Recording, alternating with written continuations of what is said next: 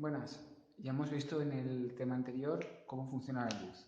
Resumiendo, era una cuestión de la distancia del foco y del ángulo en el que incide la luz sobre el objeto.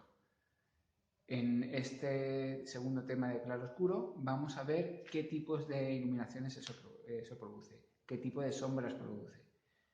Para empezar vamos a hablar de la sombra propia. El propio objeto tiene la parte que le da la luz, la parte que le da la sombra. Esa sombra de su propio cuerpo sería la sombra propia. En segundo lugar estaría la sombra arrojada. La sombra arrojada es la luz que le tapa a otros objetos o a la superficie en la que está. Esta, curiosamente, cuando tenemos la situación idónea de iluminación, es la sombra más oscura. Y esta, la información que me va a proporcionar la sombra arrojada es si está en contacto o no está en contacto en la superficie horizontal, es decir, eso quiere decir si está en el aire, está flotando o está reposando sobre una superficie.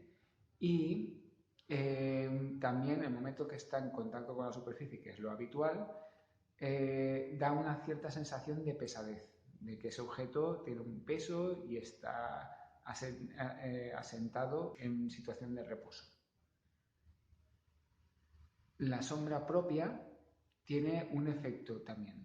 Por el momento que la utilizo, me ayuda a moldear el objeto, a dar la sensación de que tiene tres dimensiones, de que tiene un cuerpo, de que no es un objeto plano ni es un papel recortado.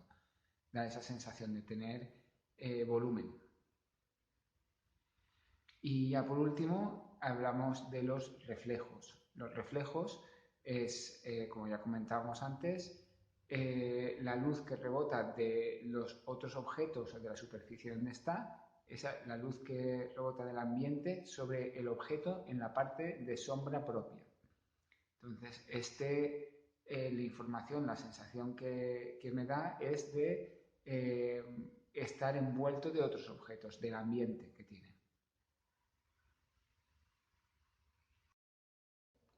De nuevo, uno de nuestros enemigos va a ser la contaminación lumínica, a la hora de discernir dónde están las sombras.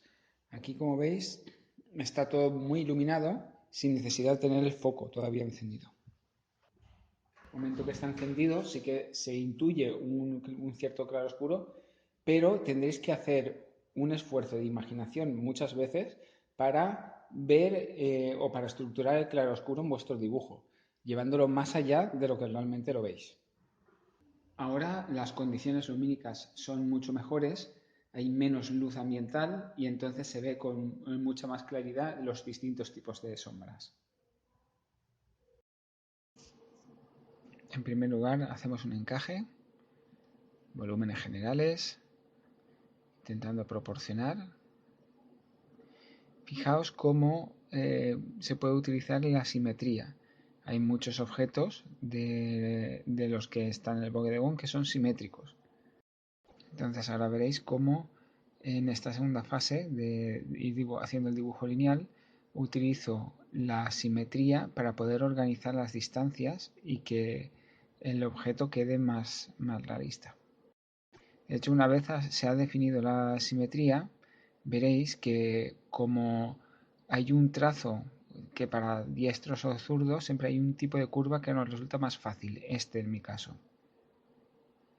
Y en ocasiones, pues para hacer la segunda parte, le doy la vuelta al papel y así hago la otra curva también desde la posición más cómoda para mi condición de diestro. De nuevo utilizamos simetría para hacer la elipse encajada dentro de ese recuadro, dentro de lo que es el bol.